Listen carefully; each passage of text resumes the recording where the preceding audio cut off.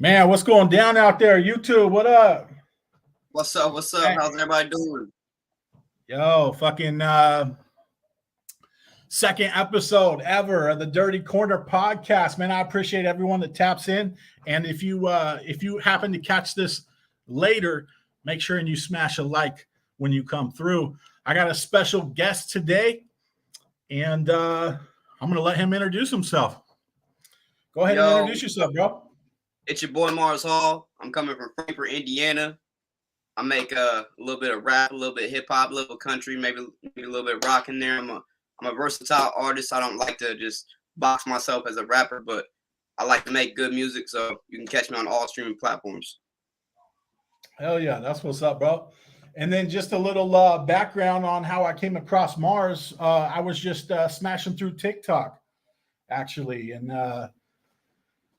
I reached out. I heard him busting some freestyles and shit, and I was like, "Hey, this fool can rap, dog." So just naturally, I felt like reaching out. I had the idea for the podcast, and I was like, "Shit, would you be interested in coming up?" And homeboy didn't know me from shit, and he said, "Hey, what's good, dog? Let's do it." So here we are. So that's tight, bro. I appreciate it. Yes, sir. Not a problem. Not a problem. So what's good? You said Indiana. That's where you're at. Yes, Frankfort, Indiana. What's life like growing up in Indiana there?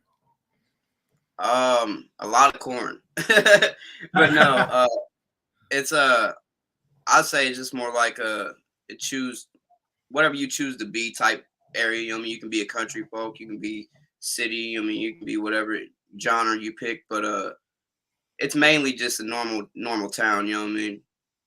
Okay.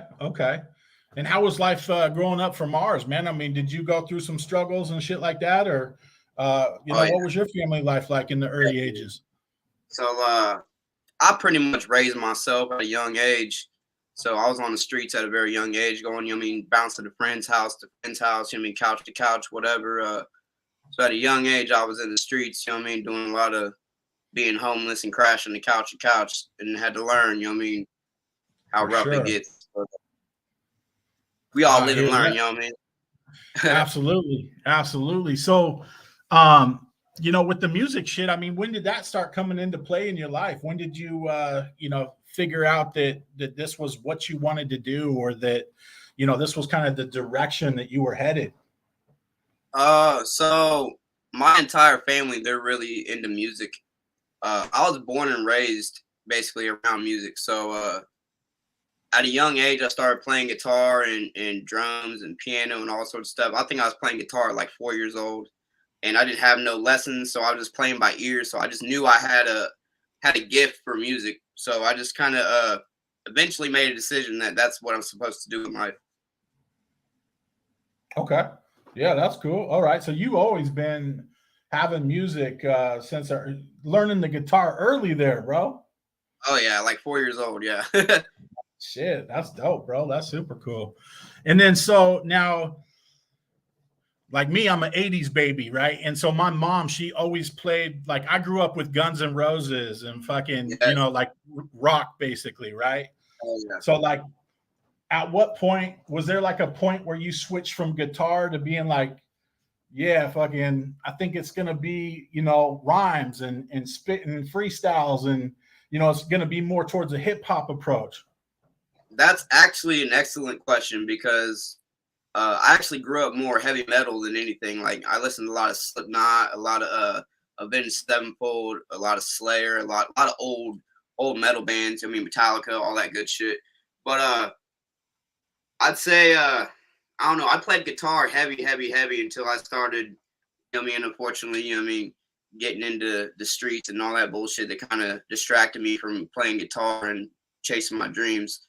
That's kind of how I ended up getting, you know what I mean, locked up and all that. But once I decided that I knew I was supposed to be doing music, I branched out to more than just guitar. I also I mean obviously loved rap. You know what I mean? I loved Eminem, I loved Dr. Dre and old school hip hop and stuff like that. So from For that, sure. from playing guitar and to hearing a different genre of music, you mean like rap and R&B, I just kind of started picking up, you mean the rhymes and the cadences and the rhythms over time of my favorite artists.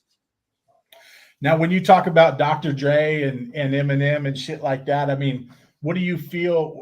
Were those like a big role? I mean, who were like some massive influences in your life, like in the music? Ooh. Because I'm the same way, bro. I grew up all rock.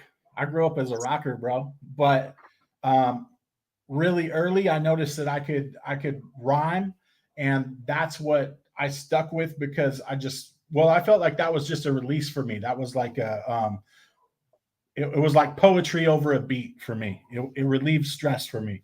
But for you, is there any influences that really pushed you that way besides like the Dr. Dre and Eminem? Oh yes. I just have to say my biggest influence in music all time would be like the Beatles and Led Zeppelin. And Okay. from that being put aside, rap wise, my two biggest influence in rap is probably Eminem and Lil Wayne all the way. They're my two biggest influences in all my music. Gotcha. Now, Little Wayne, I think, has his own little spot in history. And Led Zeppelin, that's super dope, bro. That's good shit That's my for all sure. time favorite. My all time favorite band right there. Hell yeah, hell yeah.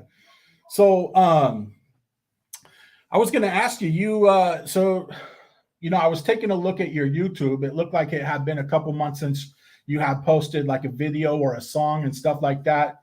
And then I was noticing that I could tell on TikTok you were doing shows previously. And then I came across one of your TikTok videos where you were saying you were hoping to get back into it.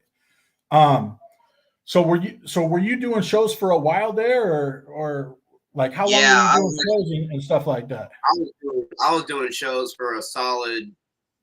I don't know. It was probably at least a year and a half to 2 years, maybe. I've only been making music professionally for about 3 years, so I was doing shows for a while. I'd probably say 4 shows a month. So every week Okay. I was doing. Okay, you getting that fucking tour life, bro, with no sleep. Yeah. I can, bro. I'm too old for it these days, bro. I gotta take a nap, dog. It's But nice when you hit the road and just go venue to venue. It's nice. yeah, yeah. No, I remember quite a long time ago for myself, but yeah, that's cool. What about and then so you stopped doing shows though, is that right? Yeah, I was having some health issues where I was finding out during my performance I wasn't able to breathe properly, like I'm not getting my full breath, and I'd be really winded and really wore out. You mean maybe 1 song to 2 songs in, and that's not normal. So I need to figure Okay. out your health, and before I can get back into getting on stage and doing the tour and all that stuff. But that's the route that you're looking to go back to? Yeah, I'm definitely looking to go back to the stage and to start doing more shows and hopefully playing a big tour. I want to play at least hitting all 50 states. That'd be nice. Hell yeah, hell yeah. So I know I was talking with you and you had mentioned that, currently you are signed to a record label. Is that right? Yes, sir. Hanger Nice. 5 Entertainment. Hey, salute to those guys. That's tight, bro. And so let's talk about that a little bit. Are you like, was that from doing shows and those guys noticed you? Is that something that happened after the shows and you had a networking connection, or how did that all go about? So I'd like to say that my music speaks for itself, and obviously my live performance, is going to speak for itself as well.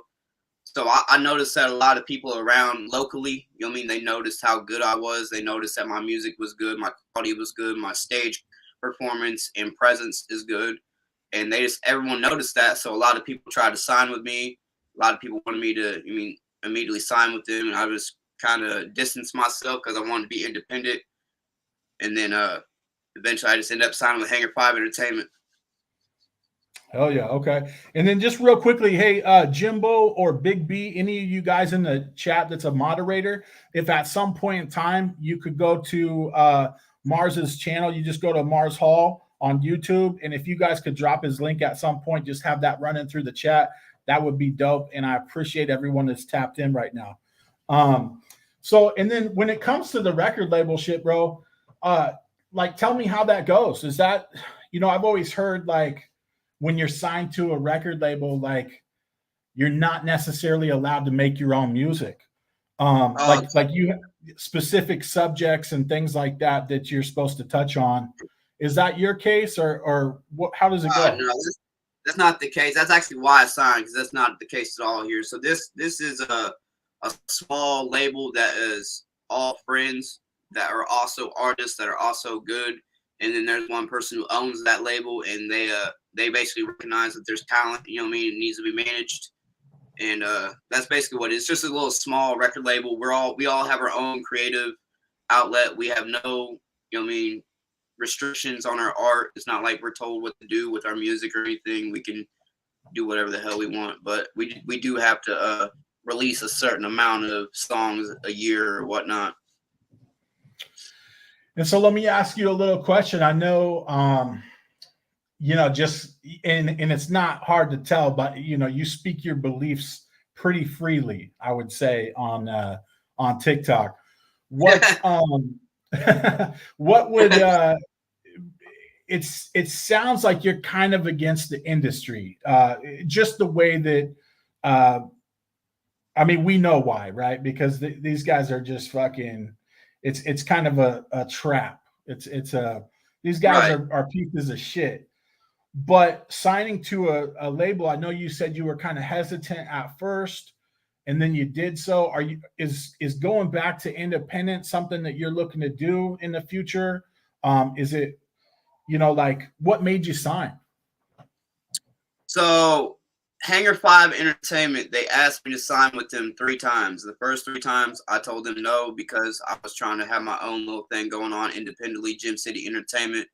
That's going to be something that's going to be handled later on down the road. But as of right now, I'm on a 2-year contract with Hangar 5 Entertainment. And basically, I just decided to sign with them because my sound engineer was like, yo, I just signed with them. He's the man behind Mars Hall, and he's the one that makes Mars Hall sound the way I do. So I was like, whatever, I'll sign with them. They gave me some benefits, and now we're here. And I'll tell you what, man, Mars Hall is got some dope music, bro. I mean, that's just what it is. So fucking everybody, please go check him out.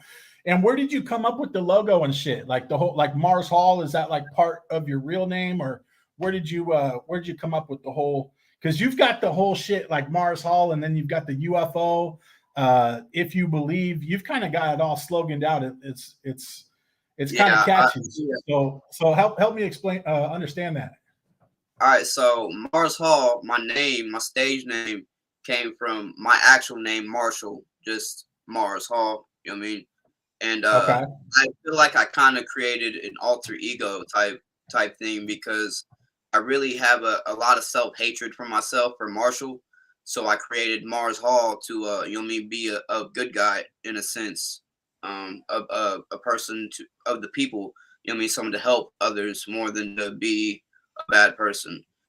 And so I created that, and then I also created my slogan, "Do you believe?" Not like, obviously Mars Hall, Martian, alien. Do you believe in aliens? But like, do you believe in me? Do you believe in Mars Hall? Do you believe in my music? Do you believe in my message? Do you believe in my movement? You know what I mean? That's basically what that is all about. That's what's up. And what do you think about like, let's use Adam 22 for instance, No Jumper. What do you think about his platform, or a platform like that? Do you think they're helping hip hop, or do you think that they're killing hip hop? I'd say, see, I'm mixed about the industry, because there's a lot of good artists that are in the industry. I can't take that away from them, but it is definitely a controlled thing where they got to make certain types of music to target the youth and all that. So, but at the same time, I think Adam 22, he does his thing. Interviewing the most popular people. Coming up that are the most trending or whatever. So I think he does a really good job with that. I watch a few No Jumper episodes. I think they're interesting. So I wouldn't necessarily say I have anything negative to say about it, but they do probably impact the hip hop scene in different ways. So what would you say about the industry? So as someone that's kind of well versed in the world of hip hop, well versed in networking in this type of area. What do you feel about the industry? I mean, just touch on that a little bit. Like, outside of a friend circle, like, how do you feel about I it? say that the industry is a cutthroat business. It's a hey, I own this. I'm going to make money off it. You know what I mean? You get this portion and you're going to be happy with it type business. I'd say it's kind of similar to you mean like drug dealing, you mean in the streets, I mean you gotta undercut certain people, and that's how the record labels work. They undercut other labels and they make the most profit, and they have control over everything. uh Independent, obviously it works a lot differently, but it's a lot rougher of a road to go down because you do everything yourself. I mean, you gotta be the brand, you gotta sell yourself. It's not just the label selling you. You know what I mean? So just like everywhere else in the world, it's a scandalous place. It's a scandalous world. You know what I mean? It's a dog eat dog world. Hey, for sure, for sure. What's good, Vegas? Hey, so taking a look at quite a bit of your shit that you got going on over there on TikTok, there is quite a few things that me and you are in agreement with. One of them being big pharma, I would say. Yeah. Different shit like that. But one that I wouldn't say we butt heads, because we've never done that, and we've never known each other long enough to even try to do that. But you're kind of like a flat earther, is that right? Yeah, I definitely would say that I believe the Earth is more flat than round. I believe that NASA is a lie. So, and then I think that you even had mentioned that. Tell my boy Indie Animals in here. He's from Indiana. What part of Hell Indiana are yeah. you in? I'm from Frankfurt, Indiana. Oh, Frankfurt. Okay, cool. So help me understand where you got that, bro. And I'm not saying that it's wrong. I'm saying that it's new to me. And so Uh, help. So if I was saying, hey, Mars, make me believe, right? Like the slogan, dog. all right, so Like make me a basically, believer. Like, so how is the basically, fucking Earth flat? it falls down to your education. Your education is an education program. It's a programming. It's an educational system. They teach you what the fuck they want to teach you. That doesn't necessarily mean that it's right or true, but obviously they're going to teach us about the Earth being a globe and gravity and all that. But as I got older and I studied different religions, the Bible says the Earth is stationary flat. There's a bunch of different things that like Neil Armstrong not going to the moon, being caught, in a lie. Same thing with Buzz Aldrin before he died. There's a lot of different things that are this fishy.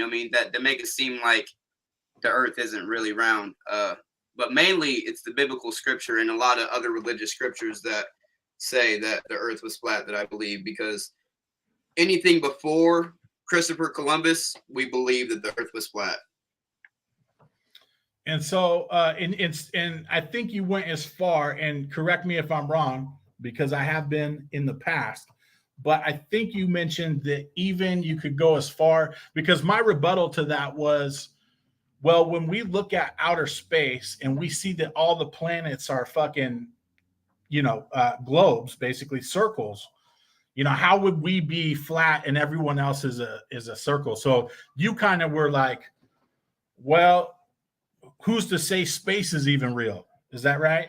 Like that's basically what it is. But obviously, like the stars and everything is real, but we can't get to it. And if that makes sense, there's a firmament. You know what I mean? There's no getting out. We can't go to the moon. We can't go to the outer space. The outer space would be outside of the ice wall where the other lands are. and what about like space satellites and shit like that? What about like all this imagery that we get from all these other places? I mean, how would we figure That's that actually out? a good question. That's a really good question, because you'd be surprised to know that most of your internet, actually all your internet for the most part, all your signal, it doesn't even come from Wi-Fi in satellites. It comes from down in the ocean. There's drilling, there's wires basically where you connect underneath the ocean instead of satellites. and that's how Yeah. you get all your connection for your telephones and all your Wi-Fi and your Bluetooth and But what all that about the good. satellite imagery? Like, how can we just take those images from, like, how would you explain Google Earth or Google? It's exactly what it is. It's a CGI program. It's someone that went in there and made it like you zoom all the way in. I mean, you do zoom all the way in, but maybe they manipulate it in some sort of way. I'm not really sure about that, but I know there's some crazy shit, and that it could be real satellites that actually do the Google Earth thing, but that doesn't necessarily mean that the Earth is round. It doesn't necessarily mean that. That's true. That's true. It doesn't. But we would so. But we can see something in those fucking telescopes, though, right, dog? I mean, what are we I've seeing? definitely seen it when I was a kid in telescopes, but I couldn't necessarily describe at that age what I saw. You know what I mean? I got you. My boy here says he's from Mechanicsburg or some shit like that. I don't even know. Not far from me. That's not far from me. I don't even know what the fuck that means. So, cool. Just a Hell yeah. town by Frankfurt. Okay. Yeah, bro. So yeah, so because those are all interesting theories, right? Like, there's a lot of controversy with that stuff, and so. Right. And some people go to, like, they can't even have a normal conversation like me and you can about it. Yeah, a lot of people get really heated about it, and a lot of people, they just can't have an intelligent conversation back and forth about it without getting an argument. So it's really nice to actually have a conversation about it. Do you believe that the plan was always to spread fear and to create divide? Yes, definitely. It's all about control. They create religion to divide the masses and to slaughter the people for believing in a different way, and they create the same thing and the same thing with the Democrat and Republican with the politics. You know what I mean? That's a lot of people hate Democrats and because the way they believe, and same thing Republicans. I mean, because the way they believe. In all reality, it's already picked for you. There is no Democrat and Republican. It's all the same party. It's all just a game. It's an illusion of choice. I've gone as far as to think, and I still do believe, as weird as it might sound, that they would never hand over the power to the people to actually vote. I don't believe voting's real. I don't think they would. Not real. How would they give us that much power, bro? Look at Joe Biden. Look at Joe Biden being our president and the things that he says and the way that he acts. And you want to sit there and tell me that voting is real? I personally believe that Trump won and it was rigged, but I can't prove it. You know what I mean? Well, the thing is, it doesn't matter. It doesn't matter who won, to be honest, because like I said before, it's all an illusion of choice. It's all a game. They already pre-picked all this stuff to happen. All this history and all this stuff is written. Let me ask you something weird. And these questions, a lot of these questions, guys, I'm just freestyling. I was just thinking about this. You know how The Simpsons has predicted all this fucking, like, there's all these different things that have happened throughout the years, and it's like, yeah. And then you see the TikTok or the whatever the fuck where the Simpsons have predicted it. How do we explain that? So they didn't necessarily predict the future. They wrote the future, if that makes sense. So they made an episode of what they think is going to happen. They put it out into the world, into the universe, and it responded back. It's the law of attraction. I mean, it's how magic works. It's how everything around you is all magic. Words and spells and all that bullshit. Music, entertainment, everything. Okay. Yeah, because that shit always trips me out when it's years later and it's like, well, that is a little bit weird, right? But what do they say about Illuminati though, right? It's supposed to fuck with your head, like it's meant to have you question yourself, right?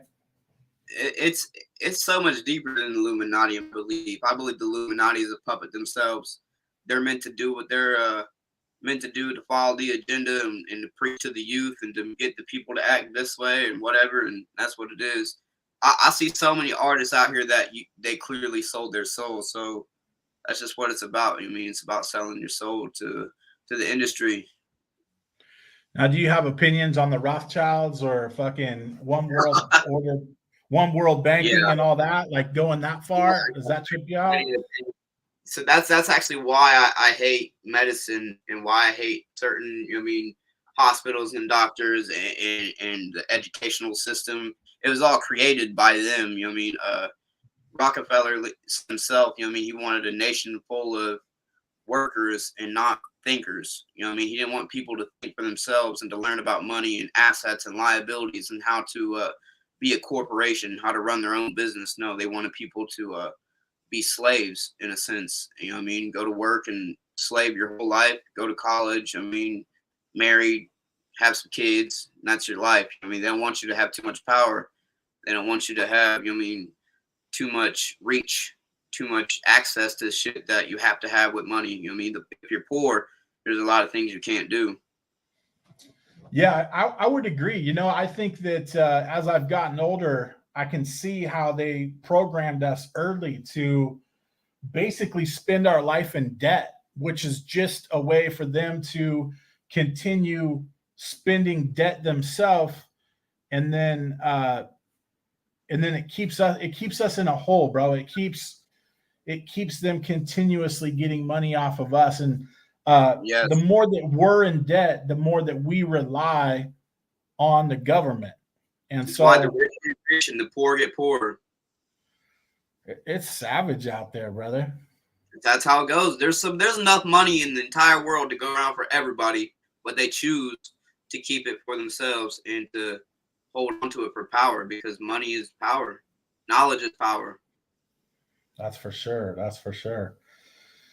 Well, I was trying to think of how we could do this, man. What would be really fucking cool, dog, is you do this thing on TikTok where you go live, and it's basically, I don't want to say it's your whole TikTok because that's not right, but I think it's what really draws people in.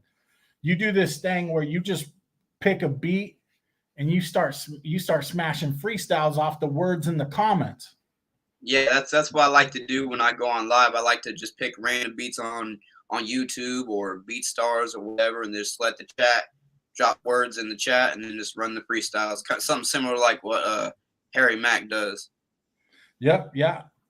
And Harry Mack's from Portland. Imagine that. That's wild. Never knew him though. He was in the house for sure though. He wasn't out there doing that. Harry Mack, he's a dope artist. His freestyles are off the screen. My boy Gangish in the chat here said he just hit your channel with the subscription, so that's what's up.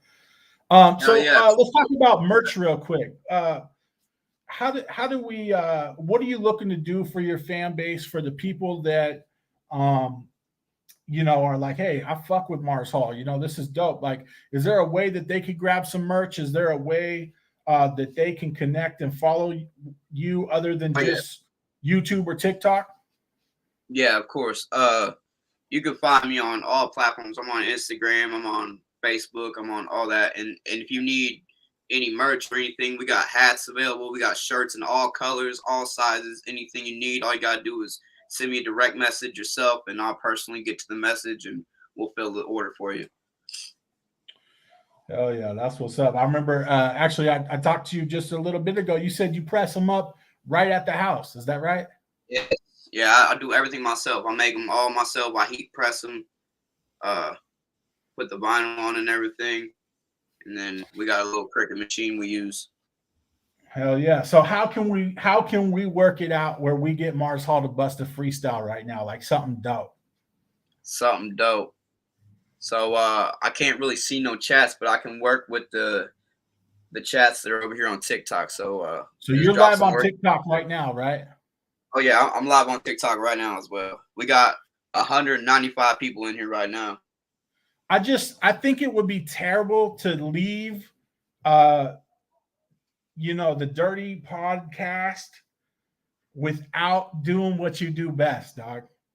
I agree. And so I don't want to put you on the spot, but some exclusive stuff that hasn't been heard that I'm trying to get Smash Mouth to hear. If you're trying to hear that. To be honest, I think freestyle's its own thing, and then I want to hear both if we can. All right, well we're gonna start with the Smash Mouth. Okay, let's do it. You got the beat or? Nah, I don't got the beat yet. It's just somebody once told me it probably was my homie. You gonna stack you up some bread. Hey, we'll have the baddest of the bitches jump inside our whip then. They'll probably even give us head. Wait a minute, if you don't know, then you about to know. We never roll around without the pole. Nah. Hey now, I'm about to blast off, about to take off to space, falling on you broke hoes, and I ain't talking to K and all this diamonds and gold. I got it on my own. I sell my soul. Wicked. Hey, that shit going crazy. Hey, smash the like out there, bro. You guys should smash the like one time. I mean, if there's not at least 20 likes, man, you guys are hating. That's for real. All right. Hey, that's look, Smash Mouth is its own thing, and I like what you did with it. I wouldn't bump Smash Mouth in the car. I might take a Mars Hall version, but all right, what do we got? Let's throw on one of those beats, dog, and tear that bitch up. I don't know. Will it mess up the connection or anything? Because I don't got a way to really play the beats. Oh, because you play it on your laptop and then or through your phone, huh? Yeah. That's why I just bust a little acapella. Little acapella. No, that's good. That's good. Well, shit. I'm trying to think what else we got. We're 30 minutes in. I'm trying to think if there's anything we didn't touch on. You said that you went to the penitentiary, dog. How was your stay there? What was that about? How much time did you do? So I did altogether about 6 years, unfortunately, for a burglary. And I decided at a young age that I was going to try to rob a business. So that's what happened with that. Don't ever try to rob a business or steal things. It's not good. It's bad. Karma will get you. Anyway. Yeah. That was in the younger days? Yeah, I was 18 when I first went to prison. And was that in Indiana? You always been in Indiana? Yeah, that was at IDOC, Indiana Department of Corrections. Yeah. Sure. So. And then what about family life, man? You got are you married? You got kids? Anything like that? Yeah, I've been with my girl now for going on 4 years, over 4 years, and we got 4 kids, and we got 4-bedroom house, and we got music going on, and you know what I mean, merch and TikTok live, and you know we got a little everything going on at once. So just living life right now at the moment, just trying to be in the moment. Indiana, he just said what prison? What prison was it, bro? Oh, I was in Westville and Miami. There you go, dog. Hell yeah, that's what's up, dog. I just had a tight question and I forgot what it was. Oh, I feel like it was dope though, but yeah, that's good shit, Mars. You know, I want to thank you, bro, for coming up, and you know, it feels weird. It's definitely out of my nature to just randomly reach out to people, man, and I can only imagine, because when people reach out to me just randomly, I'm like, who the fuck's this fool? And so for you to be open and to be cool and shit, bro, that's super dope. It was a blessing, bro. Straight up. It was a blessing on both our ends, because you're not even the first person that's actually hit me up to do an interview. I've had, I think, like 3 other people hit me up on TikTok, but obviously they weren't serious. You actually came through with it, made a little thumbnail so I could share and promote to my people and my family. So if for you, I mean, this wouldn't even be possible. So it's a really big shout out to you. You know, all your doings and all your channel and all your people. Oh yeah, my boy Indianimal says fuck Westville and them tunnels. Yeah, Westville sucks big time. That's the worst prison I've ever been. My buddy in Kentucky wants to know what age you started rapping. And we can open up the chat too. If you guys got some questions, That's some filler right there. So you guys start knocking out some questions. I would say I started rapping, I'm gonna say like 13 years old, 12, 13 years old. That's when I actually started like realizing that I could do it myself.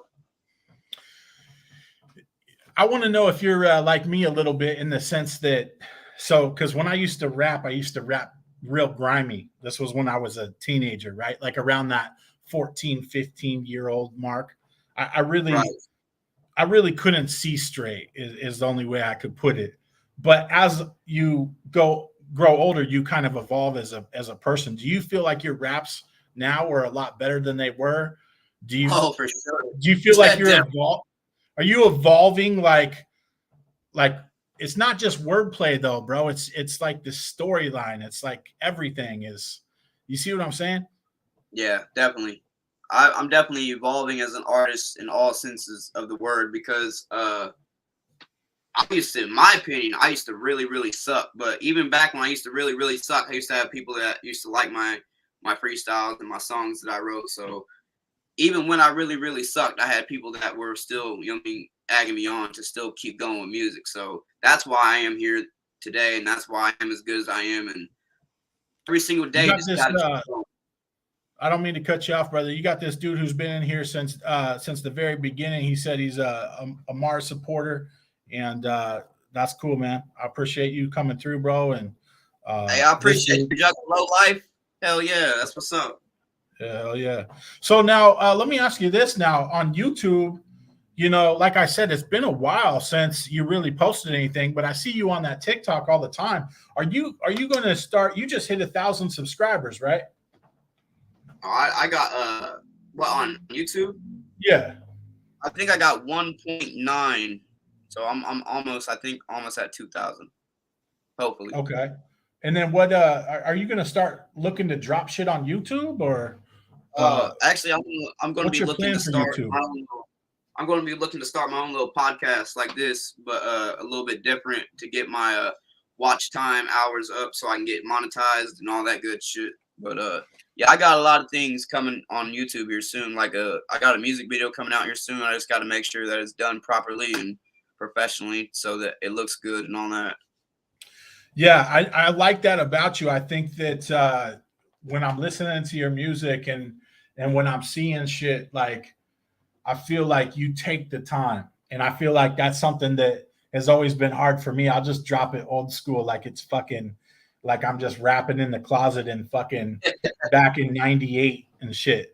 But like, but you'll take the time, bro, and you won't release it. It seems like until it's professionally done. So that's super dope. Yeah, I can't just drop a mediocre song. I make sure that it's done and sounds professional and it sounds like it belongs on the radio. If it doesn't sound like it belongs on the radio, I don't want it dropped. You know what I mean? Oh yeah. When you talk about that record label too, I just, you say 2 years. So do they own rights to your music? How does that work? Like, do you have like a certain amount of songs that you have to drop? I know you said that there's nothing in the way of content that you have to do, but So basically, they just get a portion of the royalties. They get a portion of what I would always collect as an independent artist, and they get, you know what I mean, to drop under their label. Actually, Hangar 5 Entertainment, shout out to Hangar 5 Entertainment. They're the reason why my song got onto Sony distribution, which is, you know what I mean, most artists know that's a big distribution company. They get you everywhere. You mean all over the place. okay, so they push you. Yeah, they definitely pushed me. They definitely help. They help me get, you know what I mean, Spotify monthly listeners. They help my streams go up. They help me get paid more for my music. You know what I mean? They help. They definitely help. Oh yeah, homeboy just jumped in the chat right here. Said Mars Hall to go. That's my sound engineer right there. Oh, okay, there we go. That's the He man said behind that's the Mars. voice behind Mars Hall. Yes, sir. That is the voice behind Mars Hall. Without him, I would sound nothing like nothing like I do. That's dope, man. That's cool. Well, it sucks that we weren't able to smash out a freestyle, but that's okay. I think that we might be able to work something out in the future, maybe. Is there anything else, bro, that you would like to? I don't need a beat. I don't need a beat. I keep them with that heat. I bought like 23. Eventually, you see. I'm about to kill the game. I leave them all deceased. They begging me to stop. I got them on their knees. Stacking up the money. Now I'm getting to the G. All about the cream. Yeah, you know I'm about my cheese. I don't give a fuck because I am a different breed. Why you sleeping on me, man? I try to tell them I'm a geek. Hey. Oh, yeah, bro. I do it. It don't matter, man. I can do it anytime, anywhere, any place. You know why I don't like freestyling, bro? It's because I feel like I'm so much more educated than what comes out when I freestyle. And so sometimes I feel like I'm freestyling and I'm just like going back. It's like it's bringing me back to my old roots where if I wrote it out, it would have some I feel like my have best some knowledge stuff, behind it. I feel like my best stuff comes out whenever no one's paying attention and I'm not recording. I do some Eminem, Joyner Lucas, Logic type shit, and then I'm like, damn, I wish I recorded that. You know what I mean? And then, Yeah. but I'm really, really good at writing music. That's what I do. More than freestyling, I prefer to sit down and actually write my feelings and my souls and my emotions and all my pain and my hurt, all whatever. You know what I mean? Whatever feeling I'm feeling at that moment in time, I like to put that all into my songs as I'm writing it. I got a question for you, and you probably get this fucking question. You probably like, fuck this for even talking about it. When you're making your videos, when you're doing your shit, I can see that your thumb's missing. And I heard you explain it for the 700th time. But people don't know what's going on over here in the YouTube world. Can you tell people what the hell happened? All right, so back when I was in prison, I finished up my prison sentence, and I found out that I still had a hold in Clinton County. So Clinton County came and picked me up. I ended up going to Clinton County Jail. They put me in a work release program. They got me a job at a sawmill where they paid me $7.25 an hour minimum wage. I worked there for a little while. They put me on this machine. It's called a duster, where you put the board into it and it's got sawdust all over it. It'll go on the conveyor belt and it'll shake all the sawdust off. And then at the end, you stack it on a pallet and then you move on to the next process. Well, this particular day, I'm working on the deduster and I put the board in and the conveyor belt, instead of moving, you know what I mean, normal and smooth, it wanted to be jerky and do one of these numbers. So the day before, they taught me how to turn off the machine, grab the wrench, you know what I mean, tighten the chain and all that good shit so that the belt will run normal. And so I turned off the machine, I grabbed the wrench and I started tightening it. And while I was tightening it, the machine kicked back on, sucked my glove into the machine and ripped off my thumb. So yeah. It damn, brother, that's savage, dog. I mean, hey, because you hear about that shit, right? You hear about that and you're like, oh fuck, who the, you know, It's but bad. Yeah, dog. So at that point, you're looking down and your shit's just, you're like, gushing. I mean, I'm like spurting like the movies, screaming, running around the factory, my fucking head cut off, just fucking going crazy. Hey, that motherfucker was throbbing for a while, I bet. Well, I mean, once the ambulance, they got there and they shot it up with morphine and Dilaudid and a whole bunch of other fucking shit to try to get. Oh, I think they hit me with fentanyl too. They hit me with whatever they could to get the pain to stop. I think after the second shot, I kind of didn't feel much after that. Savage, brother, for real. Well, that's what's up, man. What, fucking 45 minutes in? You got anything for me or anything you want to say to the 15, 20 people that are rocking in the chat right now? Actually, yeah, I got a lot of things I like to say. I like to let not a lot of people out there know that, you know what I mean, just in case if you think that you can't do whatever it is in life that you want to do, no matter what it is, if it's music, if it's art, if it's podcast, you know what I mean, if it's making your own clothing, whatever it is, you know what I mean, go out there and do it, because the only person that stands in between you and your dreams is yourself. So make sure that you go out there and make life happen, because it's not going to happen for you. I can't stress that enough. You got to put in the work. It doesn't just fall in your lap. And another thing is, we got a lot of new things coming for next year. We got, like I said, we got music videos, new artists I'm going to be working with. I'm hoping to work with FJ Outlaw, if you guys know who that is. Bro, he's got that Trailer Park song, bro. I was thinking about Yes, reaching sir. out to him. He might be a Sir. little too big. No, he's my friend on TikTok, and he's listened to my songs before. He's listened to What You Know. He really likes What You Know. But the thing is, he's signed with Mako Entertainment, so I got to get Mako Entertainment's attention. You know what I mean? I got to let them know, hey, Mars Hall's dope. You know what I mean? So once they see me, then we'll make shit pop. But nothing's impossible. All you gotta do is take your ideas and turn them into reality. That's all you gotta do. Hell yeah, yeah. I like that dude's Trailer Park song, bro. It's catchy as hell, and he seems pretty down to earth too. He is. He's a really humble person. I really like him as an artist a lot. Do you listen to Jelly Roll or Mercules? Oh, yeah. Do you listen to ISO or any Estranged Music? Do you listen to my boy Twisted Insane? Anything like that? Big time. Twisted Insane, yes, I listened to him way back in the day when I was listening to all types of things like Hobson and all types. Twisted Insane, I really liked when he made I think he was on what was it, Worldwide Choppers? Yeah, Worldwide Choppers 2. Yeah. Worldwide Choppers. Oh, no, it was Worldwide Choppers, yeah. Yeah. That was a badass song. I remember that, and that's when I came across him, and I came across him with Snow the Product. That was a really good one. I feel like that period of time.